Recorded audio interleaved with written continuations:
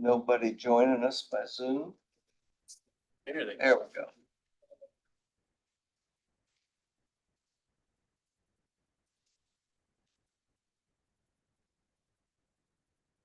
All right, everybody's in. All righty.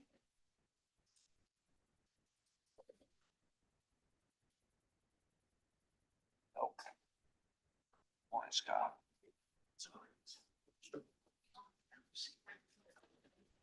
Brad and McKenna are here. We can start now. There we go. Fashionably late. Apologize. You're good. Good morning, ladies and gentlemen. We will welcome you to our July 21st, 2025 Commissioners Meeting. This morning, I will lead us in invocation and pledge. If you're able to rise in this room, please do so. Dear Lord, thank you for allowing all of us here today to awake and serve you and fellow man for at least today. Be with our first responders, our military, as they still make this one of the greatest places in the world to live. We thank you for the many blessings that you give us undeservingly each and every day. Be with us as we contemplate business for Bartholomew County residents. And thank you for this great country that we live in. In thy name we pray. Amen. Amen. I pledge allegiance to the flag of the United States of America and to the republic for which it stands, one nation, under God, indivisible, with liberty and justice for all.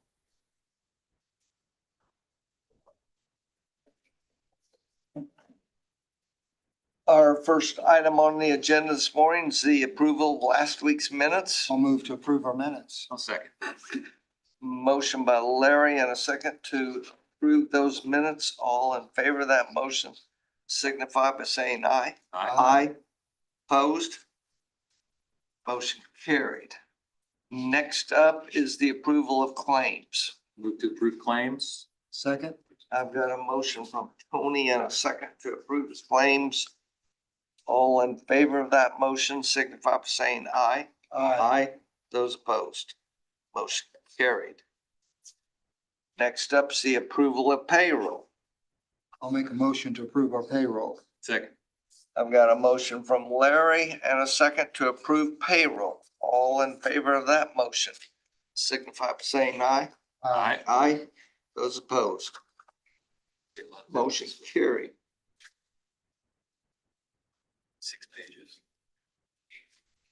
Under our weekly reports, we had another big week upstairs in code enforcement. We had 42 permits issued.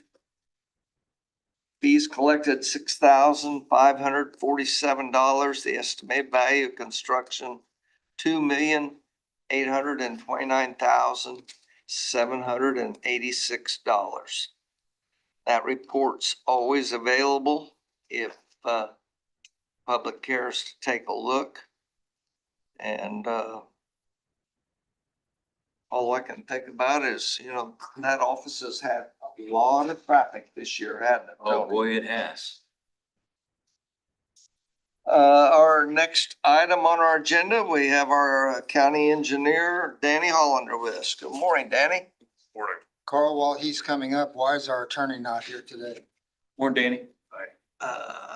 You just go ahead and answer that. Tony, do you want to say it?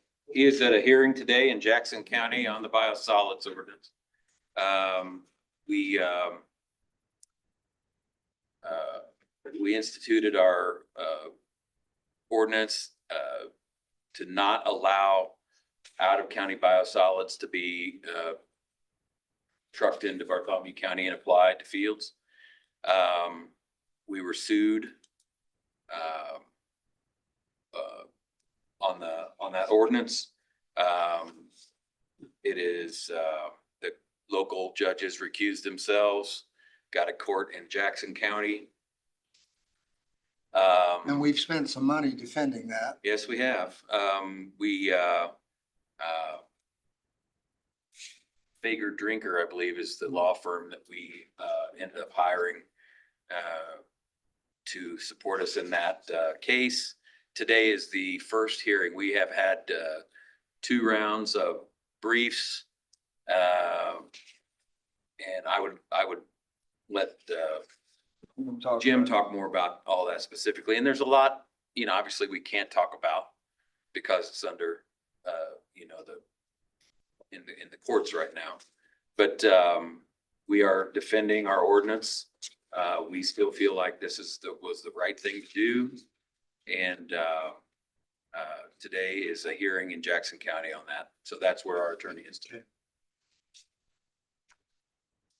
Hey, Danny, go ahead. Brad has a question. Oh, Brad, Yeah, sorry. Nothing specific about the case, but Larry, you mentioned that the county has paid quite a bit in defense of this. Do you have a rough idea of how much? Well, it's been in our claims as we've made those payments, so it's public information. Correct, you guys? Yeah, it It's is. been isn't it north of 50,000, just a little bit north? I think we're closer to 80,000. 80, 70 to 80,000 to this point and not finished. And it's public knowledge. I think you can go through the claims and see the payments, so.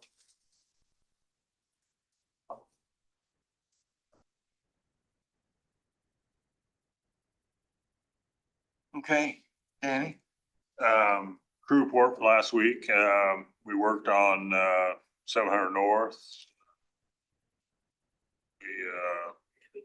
We picked up brush out of the right of way. We've been out with the dirt patcher and hot box, still working on potholes. We extended 2 culvert pipes on 200 North. We've been sidewinding stone on shoulders, and then we worked on signs. And over the weekend, we cut up some trees, put up high water signs. Danny, on 400, that's the road I travel, so I know, and that's the one I get the questions on because of my neighbors. We've replaced 1 culvert pipe. We're getting ready to replace another one. And then that road is on the overlay list. Do you have any idea when that new pipe is gonna go in just north of Deaver? It's not gonna be till August. It's not even gonna be ready. It's a box culvert. They gotta make it. So Okay. it's Just curious. All right, thank you. But you've got a rough crossing there. They put up signs. Did they? They put up some signs and up at the top of the hill there. I got a hold of them Yeah. after I spoke with you. They got out there and did it. Yeah, and then we dirt patched. Yeah. Kind of hold the rock in there a little Thank you bit for better. doing that.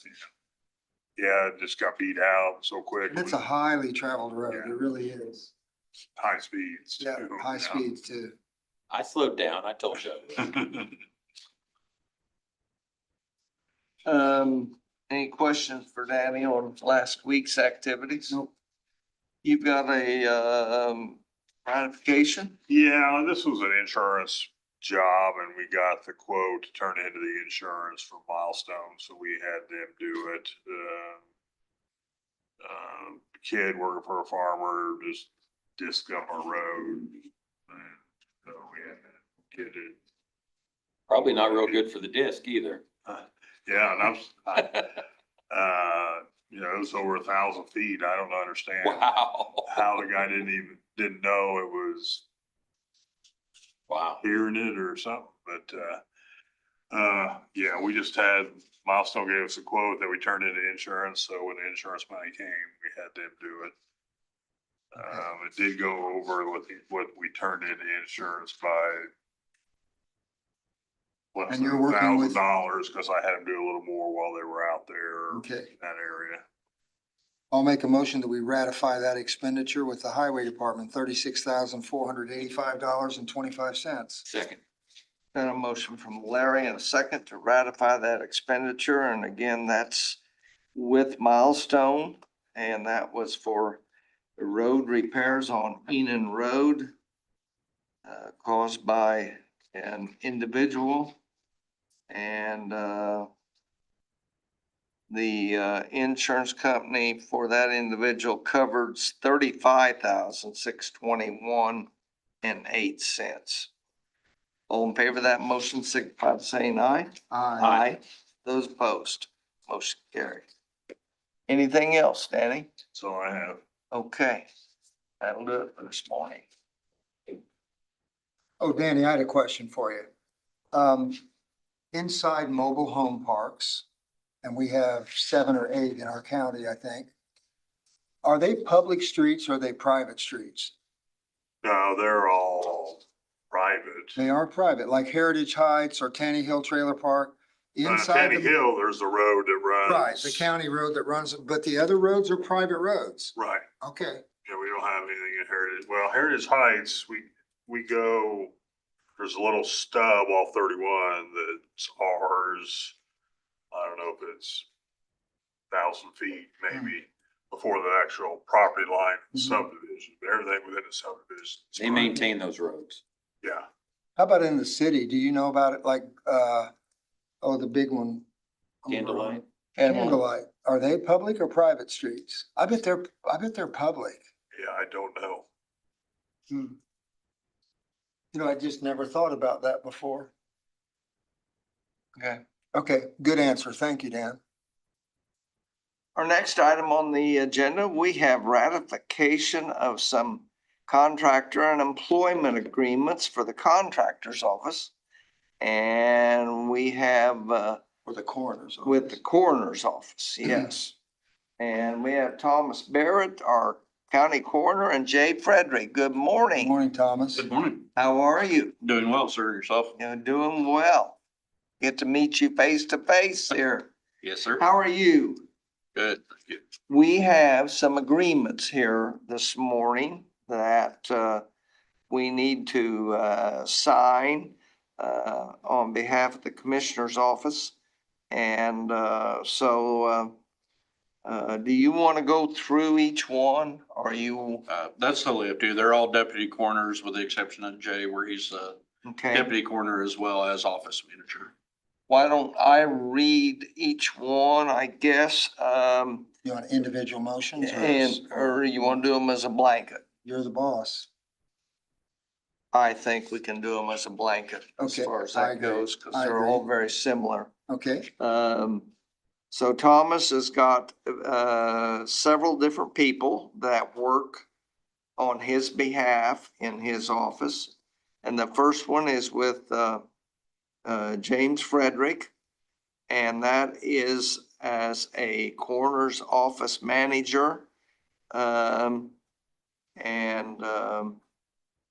Those responsibilities include being familiar with Indiana coroner law, receiving communication for the office, returning messages, assisting coroner with his budget, submitting claims, assist with records, liaison work with funeral homes, responding to record requests, preparing news releases, and handling grants. And that payment is for $18,700 per year. All these agreements have a 1-year term that began January 1st of 2025 and run through the end of this year, December 31st. Then he has an agreement with Charles DeWeese as chief deputy coroner. And Charlie's payment is $750 per year plus $200 per case worked. And as a side note, I always refer to Charlie DeWeese. Charlie is not with us this morning. Charlie is the mayor of Clifford, unofficially, but in our circles, more officially, isn't he? and I think Charlie DeWeese has always done a fabulous job. It's Yes. hard to find somebody that hears about things like Charlie We would does. absolutely be lost And that's without Charlie. available like he is. So I think he sits by the phone or by the radio all night long, just waiting for somebody to call. Charlie is kind of a one of a kind. He really is. The next agreement is with Clayton Nolding. Clayton was the coroner prior to Thomas. being elected. The coroner's office is term limited, right? Correct. Two It is. terms in a row, and then must set out at least a term before they run. This contracts with Clayton as a deputy coroner, and payment would be $500 per year plus $200 per case worked. Then Thomas has an agreement here with his wife, Jessica Barrett, as a deputy coroner. And her payment would likewise be $500 per year plus $200 per case worked. And then the final agreement here is with Tony Coomer as a deputy coroner, and his payment is also $500 per year plus $200 per case worked. Any questions from anyone? I have a couple. Go ahead, Tony. Can you tell us about how many cases each of these deputies will work? It And I don't really- expect exact numbers, just. Right, it really varies. Charlie obviously works a majority of the cases. He's on call quite a bit because of his availability. I can look it up by year and tell you exactly. No, I was just looking for an idea. If you can give me just a Hey, second, I can look up last year. How Oh, many deaths I do was we gonna have? say, here? you have, You know. It ranges, like, I know Tony it is on ranges. call less, so he may pick up, 3 or 4 cases a year, it may be, whereas Charlie, as you noted, is available a lot, so he may pick up, I don't know, 50, 60 cases, minimum, something like that. yeah. 1 week, 2 week. A year, like, How many deaths do we have a year, average? 200, 500, 1,000? Get around 150, coroner cases that require on-scene investigation. And then probably close to that amount with other cases that we call courtesy cases that don't require an on-scene response, but the deputy handles the paperwork. If someone dies in a hospital yes. or a nursing home, is the coroner called in? It depends on the case. If it's like an ICU case where there's a doctor attending, Uh-huh. then the doctor would be the one Okay. signing that their All right. certificate. So we don't necessarily run to those. But like, If it's an accident. emergency Okay. rooms, things like that, yes, we All do right, respond. good answer, good answer. I had another question, and I really don't mean to be offensive, but I have to ask the question because I get the question. Sure. But it's, your wife is listed as a deputy coroner. Correct. The county has an anti-nepotism policy. I understand that she has been a deputy coroner for several years. Correct. But you weren't the director at that time. Correct. So she would be a direct report to you. Mhm. How do you sort of justify that with our anti-nepotism policy? Well, the anti-nepotism policy, if you actually read the policy, and it states, and I quote, if an individual is employed by the county and the individual's relative begins serving a term of the elected office, the individual may contain his or her employment with the county and retain his or her position or rank, even if the individual's position or rank would be in direct line of supervision of the individual's relative. And I realize that she is a contractor. She's not a Correct. direct employee. Correct. So there is a difference there. Right. And Um, from my understanding by law and by statute, the anti-nepotism policy does not pertain to the coroner's office and to contracted employees. Okay, And even speaking to Mr. Shove, that was the correct interpretation. okay. She does not do many cases.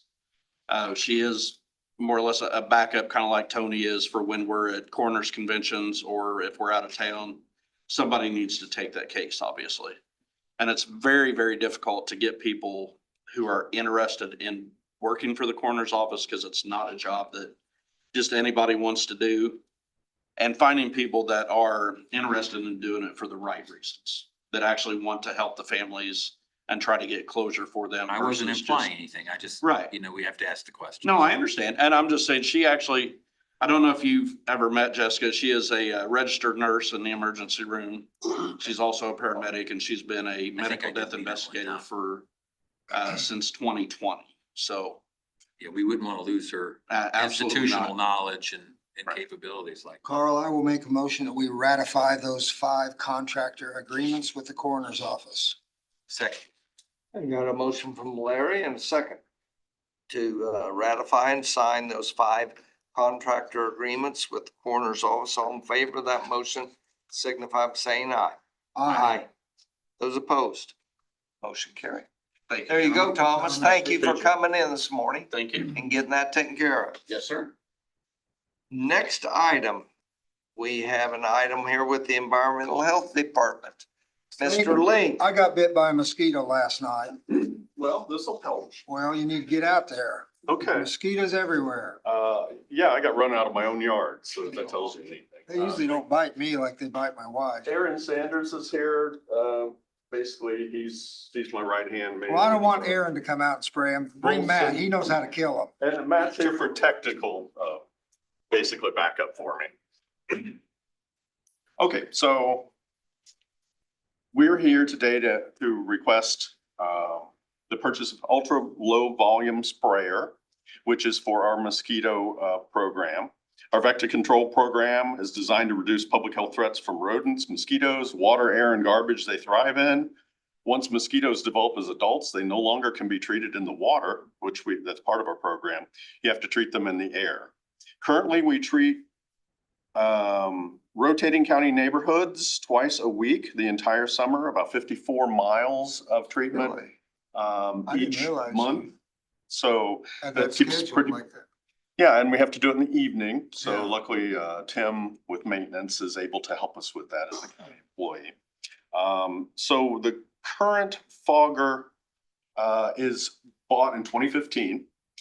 We have a backup that was bought and that was bought with grants. We have a backup that's 2001 that was bought with the public health monies from 9/11. Okay. So we need to retire the old one. We need to make sure that we're looking forward and getting a new one to replace the one that's already 10 years old.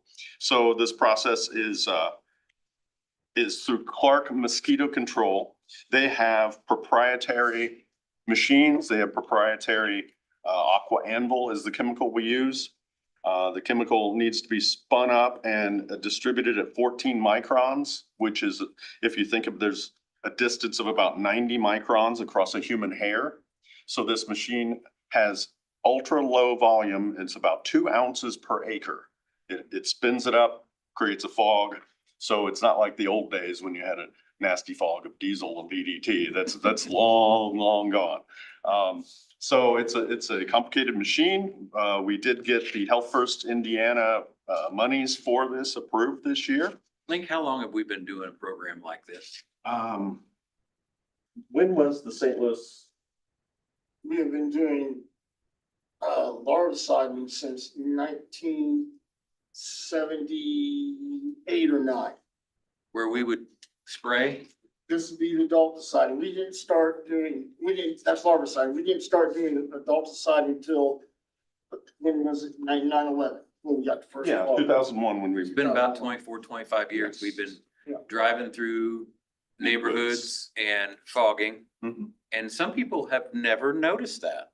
And so recently, Yes. I've been getting some phone calls and recently seen some online postings about what is this machine spraying all over Bartholomew County? Right. And we try and be basically very transparent about that. Aqua Anvil is basically a pyrethroid, which is based on chrysanthemums. It's ultra low volume. The lethal dose profile for what it was is somewhat like a thousandth of salt. So the concerns we want to put aside as far as the public's concerned, because we don't see any potential human problems with exposure. I know when the fogger goes through my neighborhood, I open my garage doors to see what it can get in my garage. And we want to educate the public about that. I think a lot of people are afraid that, their gardens are no longer going to be organic or they're harming people. And I think a lot of that has to do with the lack of information about what used to be used, malathion, and those kind of things and what's going on now. Well, I'm People- making this conversation and I'm looking at Brad Davis because it sounds like a pretty interesting article for the paper, talking about this because a lot of people don't know we do it. Right. And, I think people would be interested to know what's going on and what's in it and how it works and what happens if you don't do it. Right, right. And we pick up the speed whenever we sample mosquitoes throughout the summer. Whenever West Nile virus is determined by the State Department of Health to be in those mosquitoes, then we try and go to the areas where we've gone out and trapped and sampled. So it's actually a pretty good program. And we don't just spray because it's Tuesday. We Yeah. spray because there's a public health threat involved with the type of mosquitoes. And we do take complaint investigations and do those. And anyone asks us not to spray in their neighborhood, we respect that. Sometimes it's at odds with the neighbors who want to have it sprayed in their neighborhood. Anyway, so that's our goal, is to update this equipment and to use the funds already approved by the state and the county council under our 440 of the 1161. The price of this unit is the Pro Mist Dura Electric ULV sprayer. And Tell us why we're not seeing other quotes. the other quote, well, because a lot like quote is unique and there's not a similar product available for comparison or competing bids. Somewhat like buying software, I guess, would be the way to look at it. So in order to use the product and to spin it up to the size we need, there are no other companies who want to invest in this product, this machinery, because of the limited use of it. So we're kind of stuck with going with the company we've been with for 24 years, who provide the machinery. And I understand the need to have fair and balanced. Hearing that, Carl, I'll make a motion that we approve the purchase of this electric fogger for the health department, $24,725. Second. Got a motion from Larry and a second to approve that proposal for Brad the has a health question. department. Any questions? Brad? Lynn, could you explain how the funding for this program got started after 9/11? I heard that mentioned a couple times. How did that kind of work? I was not in supervisory position at that point. The 9/11 funding was blanket funding to all public health, emergency services, and those kind of things, which the federal government provided. People were buying, fire engines and lots of things that were necessary for emergency management. And that's where that first unit came from our department. We have the local health maintenance fund, which is also provided, I believe, out of the tobacco settlement. And those monies are what helped us buy the second one. That was basically to put the other one in a backup mode because it was getting old. And the mechanics and the gasoline engines and those kind of things wear out much faster. So that's, right now we have the Health First Indiana monies. 1161 is our fund number. So they've trained me to go to the fund number on everything. And that money is available to us now. They're cutting back on that. So we want to take advantage of getting things we need for ongoing in the future. And then just one more, is this a common program for local governments to provide to their constituents and communities? Yes, it is. Most all surrounding counties that have the manpower and the ability to get the chemicals and the chemicals which are quote unquote safe for the environment are expensive. And any place that has experienced an outbreak of the encephalitis or whatever has basically pushed to get these programs in place. Thank you. Well, the mosquitoes are bad this year. They Of all the rain, and until last year, I didn't realize that as you went north, it seemed like the mosquitoes got bigger and thicker.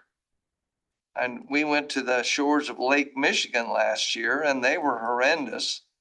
And I guess if you go to the land of 10,000 lakes in Minnesota, there's no shortage of mosquitoes up there either. You can't hardly go out at night. And as a side note, my one daughter-in-law, her brother, back about probably 35 years ago, got bit by a mosquito in one of those northern states. And as an infant, less than a year of age, got encephalitis and caused learning disabilities in him for his life. So it is kind of a nuisance in a lot of ways. We think it's a valid public health investment. Yes. We had a motion from Larry and a second. All in favor of that motion signify by saying aye. Aye. Aye. Those opposed. Motion carried. Thank you. Thank you, Link. Next up, we have our auditor with us with an item. Thank you. Good morning, Pia. Hello. So this is the contract for doing the TIF neutralization. And again, as we've done in many years, it's with the same group. They've changed their name to Development Economic Finance LLC. They were formerly SEH of Indiana. And it's not to exceed $5,000. It's out of my budget. And they will have this done by the end of the month so that we can submit our TIF neutralization worksheets to the DLGF before August Do we 1st. do this every year? Every year. Every year. Yeah, this is housekeeping. I'll make a motion that we agree, approve this agreement for TIF neutralization assistance with Development Economic Finance LLC. I will second. Got a motion from Tony and a second to approve this agreement with Development Economic Finance LLC, doing our annual TIF neutralization work for Bartholomew County. All in favor of that motion signify by saying aye. Aye. Aye. Those opposed. Thank you. Motion carried. And just to be clear, if Brad had a question or whatever, the way the property taxes are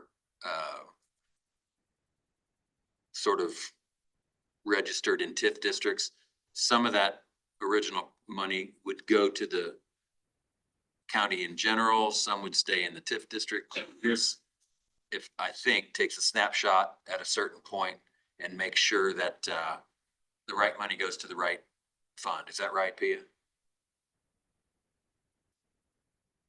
Essentially, I mean, it's essentially. Okay. Okay, all right, there you go. Next item, we have an agreement here with Nationwide Financial Services. Nationwide has been available to our employees for a long time concerning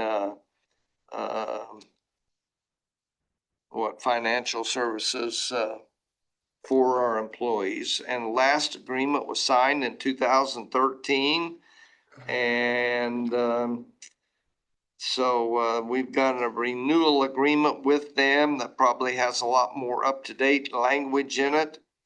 And so we need to sign that new agreement. I'd make a motion, we go ahead and sign that agreement with Nationwide Financial Services for Bartholomew County. Second. Motion, Can I add to that? Go ahead. It just, these are optional services for employees. So you can choose to enter the 457 plan, you can choose to enter various health services that we don't offer as a county. And a lot of our employees have, believe it or not, various optional insurance policies for themselves. So this provides a mechanism to make that happen. got a motion by myself and a second to enter into this agreement. All in favor, say aye. Aye. Those opposed. Motion carried.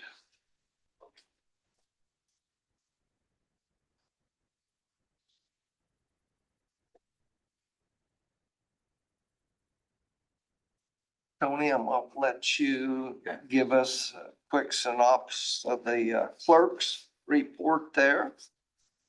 Clerk's monthly report for June of 2025. Everything seems to be adding up correctly. I would make a motion that we enter the June 2025 clerk's report into our minutes. I'll second.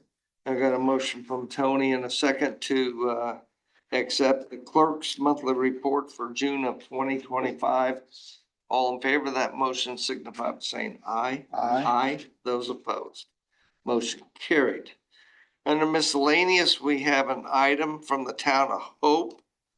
And Larry, do you want to tell us about it, or Jason Eckert is here as well? Jason? Name the Good morning, distance. Commissioners. Good Thank you morning, for Jason. Allowing me to be here. We'll just today. let you brief us here quickly on this item.